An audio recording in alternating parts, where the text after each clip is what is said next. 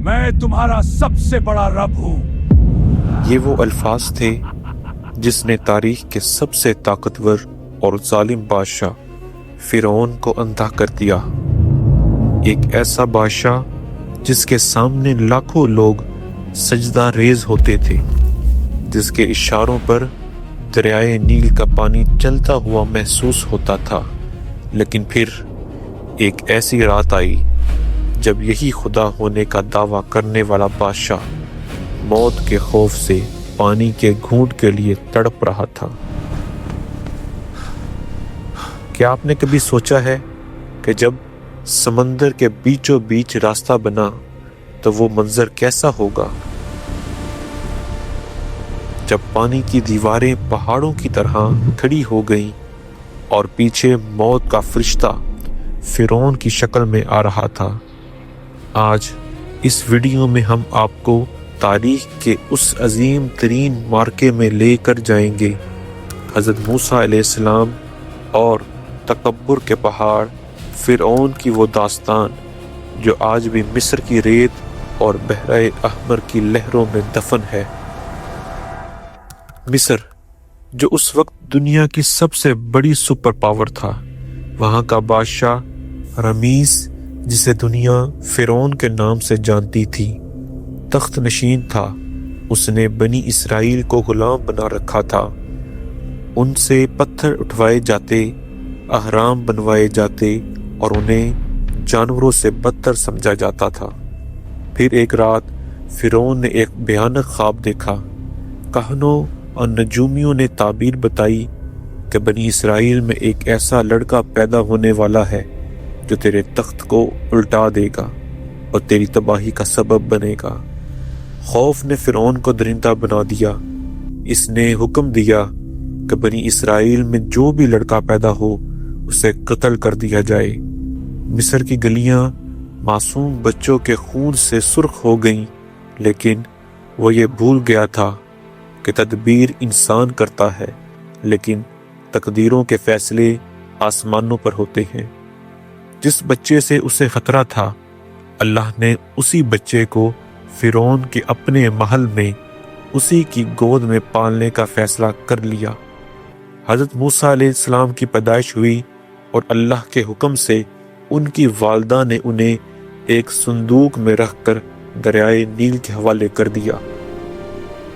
وقت گزرتا گیا، موسیٰ علیہ السلام جوان ہوئے، مدین کا سفر کیا، اور پھر وہ وقت آیا کہ جب کوہ طور پر اللہ رب العزت نے انہیں نبوت سے سرفراز کیا اور حکم دیا، جاؤ فرعون کے پاس، یقیناً وہ سرکش ہو گیا ہے۔ سوچئے، ایک ایسا بادشاہ جو خود کو خدا کہتا ہے، جس کے سامنے سر اٹھانے کی سزا موت ہے، اس کے دربار میں جا کر اسے جھوٹا کہنا کتنا بڑا چیلنج تھا۔ حضرت موسیٰ علیہ السلام نے اپنے بھائی حضرت ہارون کے ساتھ فرعون کے دربار میں پہنچے۔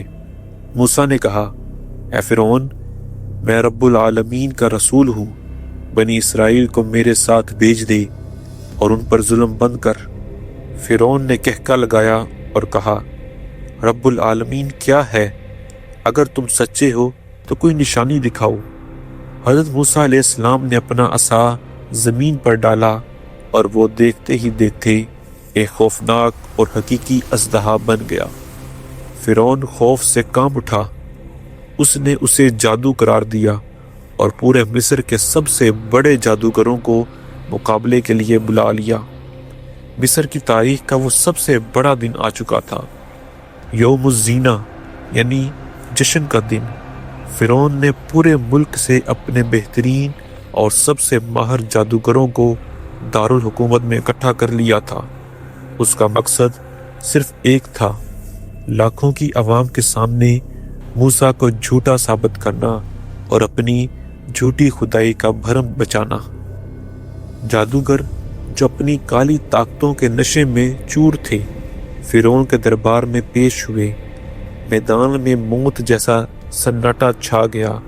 لاکھوں آنکھیں اس وقت دو انسانوں پر ٹکی تھی، ایک طرف فرعون کا غرور، اس کا لاؤ لشکر اور کالے جادو کے ماہر، اور دوسری طرف ایک چرواہے کے لباس میں اللہ کا نبی، جن کا واحد ہتھیار ان کے ہاتھ میں موجود ایک معمولی سی لکڑی کی لاٹھی اور دل میں اللہ کا یقین تھا۔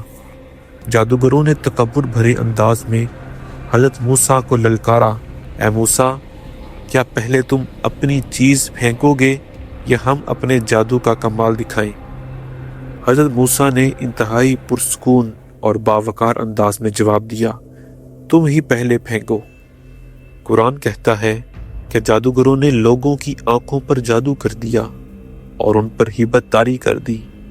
وہ رسیاں سانپ بن کر دوڑنے لگی۔ یہ جادو اتنا خوفناک تھا کہ ایک لمحے کے لیے حضرت موسیٰ کے دل میں بھی انسانی فطرت کے تحت ایک خوف سا پیدا ہو گیا۔ فرعون کے چہرے پر ایک شیطانی مسکراہٹ پھیل گئی۔ اسے لگا کہ وہ جیت گیا ہے، لیکن اسی وقت 7 آسمانوں کے اوپر سے رب ذوالجلال کا فیصلہ آ گیا۔ اللہ نے فرمایا، اے موسیٰ، ڈرو مت، یقیناً تم ہی غالب رہو گے۔ تمہارے دائیں ہاتھ میں جو ہے اسے زمین پر ڈال دو، یہ ان کے تمام ڈھونگ کو نگل جائے گا، کیونکہ جو کچھ انہوں نے بنایا ہے وہ صرف جادوگر کا فریب ہے، اور جادوگر کبھی کامیاب نہیں ہو سکتا۔ دیکھتے ہی دیکھتے حضرت موسیٰ کے اس معجزاتی اسلحہ نے جادوگروں کے تمام جھوٹے سانپوں کو ایک ایک کر کے نگلنا شروع کر دیا۔ وہ رسیاں اور لاٹھیاں جو فرعون کے غرور کا نشان تھی، چند لمحوں میں خاک ہو گئیں۔ پورا میدان سکتہ میں آ گیا، باطل مٹ گیا تھا اور حق غالب آ چکا تھا۔ جادوگر جو خود جادو کے سب سے بڑے ماہر تھے، وہ پہچان گئے کہ موسیٰ کا یہ عمل کوئی سحر نہیں بلکہ کسی ہستی کا معجزہ ہے۔ وہ سب سجدے میں گر پڑے اور پکارا، ہم موسیٰ اور ہارون کے رب پر ایمان لائیں گے۔ فرعون غصے میں پاگل ہو گیا۔ اس کی پہلی اور سب سے بڑی شکست ہو چکی تھی۔ جادوگروں کے ایمان لانے کے بعد فرعون کا غرور نہ ٹوٹا، اس نے ظلم اور بڑھا دیا۔ تب اللہ کی طرف سے یکے بعد دیگرے عذاب نازل ہونا شروع ہوئے۔ کبھی ایسا طوفان آیا جس نے فصلیں تباہ کر دی، کبھی ٹڈیوں کا حملہ، کبھی پورے مصر پر مینڈکوں کی بارش کر دی گئی جو ان کے بستروں اور کھانوں میں گھس گئے، اور یہاں تک کہ دریائے نیل کا پانی خون میں بدل گیا۔ جب بھی کوئی عذاب آتا، فرعون موسیٰ سے کہتا کہ اپنے رب سے دعا کریں، ہم ایمان لائیں گے، لیکن عذاب ٹلتے ہی وہ پھر مکر جاتا۔ اللہ کی رسی ڈھیلی تھی، لیکن فرعون اپنی موت کو خود دعوت دے رہا تھا۔ اللہ کا حکم آیا اور حضرت موسیٰ رات کے اندھیرے میں بنی اسرائیل کو لے کر مصر سے نکل پڑے۔ جب فرعون کو خبر ہوئی تو غصے سے پاگل ہو گیا۔ اس نے اپنی تاریخ کی سب سے بڑی اور طاقتور فوج تیار کی اور ان کے پیچھے نکل پڑا۔ بنی اسرائیل جب بھاگتے بھاگتے آگے پہنچے تو ان کے قدم رک گئے۔ سامنے بحرہ احمر، ریڈ سی تھا، اور پیچھے فرعون کی خونخوار فوج جس کی تلواریں چمک رہی تھیں۔ بنی اسرائیل گھبرا گئے اور پکار اٹھے، اے موسیٰ، ہم تو پکڑے گئے۔ اس نا امیدی کے عالم میں اللہ کے نبی کا یقین دیکھیے۔ حضرت موسیٰ نے فرمایا، ہرگز نہیں، میرا رب میرے ساتھ ہے، وہ مجھے راستہ دے گا۔ تب آسمان سے وحی نازل ہوئی، اے موسیٰ، اپنا عصا سمندر پر مارو۔ جیسے ہی لاٹھی سمندر کے پانی کو چھوئی، پانی پھٹ گیا، سمندر 2 حصوں میں تقسیم ہو گیا۔ پانی کی لہریں پہاڑوں کی طرح دائیں اور بائیں کھڑی ہو گئیں، بیچ میں ایک خشک راستہ بن گیا۔ بنی اسرائیل اس راستے سے گزر گئے۔ فرعون جب وہاں پہنچا تو اس کا تکبر اسے سمندر کے اندر لے گیا۔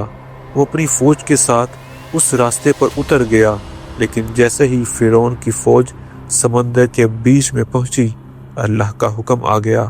پانی کی وہ دیواریں جو رکی ہوئی تھیں فرعون اور اس کی فوج پر گر پڑی۔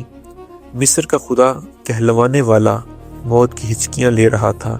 ڈوبتے وقت اس نے پکارا، میں ایمان لایا اس رب پر جس پر بنی اسرائیل ایمان لائے، لیکن اب بہت دیر ہو چکی تھی۔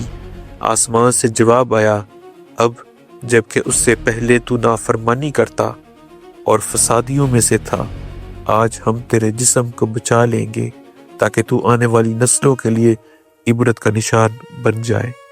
آج ہزاروں سال گزرنے کے بعد بھی رمیز فرعون کی لاش مصر کی میوزیم میں محفوظ ہے۔